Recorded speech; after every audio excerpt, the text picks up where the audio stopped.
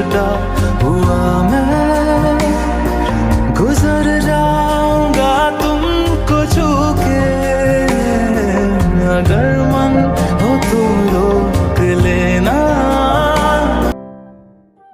আসসালামু আলাইকুম, আমি আজমেরি ব্লগস চ্যানেলে নতুন আরও একটি ভিডিও দেখার জন্য আপনাদের সবাইকে সাদরে আমন্ত্রণ করছি।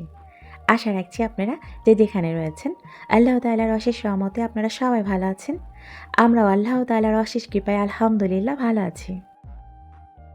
আর তো এখন সকালবেলা চারদিকে ঝলমলে রোদ, আর এই রোদের লালের উষ্ণতা কিন্তু বড়ই আকর্ষণীয়, খুব বেশি কাছে টানে।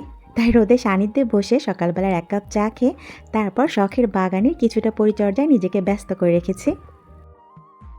শীতের সকালে এই যে মিষ্টি রোদ, দিন ফুরিয়ে যেতে যেতে গোধূলি লগ্নে সূর্যের সঙ্গে যখন হারিয়ে যায় তখন কিন্তু খুব খালি খালি লাগে। তবে সব চলে যাওয়া মানেই যে প্রস্থান, তাও কিন্তু নয়। তো শীতের রুক্ষতা থেকে গাছগুলো রেহাই পাচ্ছে না, তো পাতাগুলো কেন যেন এমন বর্ণ হয়ে যাচ্ছে। তো একটু ভয় আছি, ভয় সংশয় সব কিছু মিলেই আমাদের পৃথিবী। শীতকালে শুধু গাছপালাগুলোর যে অবস্থা হয় ঠিক তাও নয়, আমাদের মানুষেরও কিন্তু নানা ধরনের সর্দি কাশি জ্বর নানা ধরনের অসুখে আক্রান্ত হই, মুখ তেতো হয়ে যায়, খাবারে তেমন একটা স্বাদ লাগে না। তো সব কিছু মিলে যখন আমরা অসুস্থ বোধ করি তখন আশেপাশের সুস্থ মানুষগুলোকে দেখে মনে হয় যে সবাই কতই না সুখী রয়েছে, শুধুমাত্র আমি একাই অসুখী।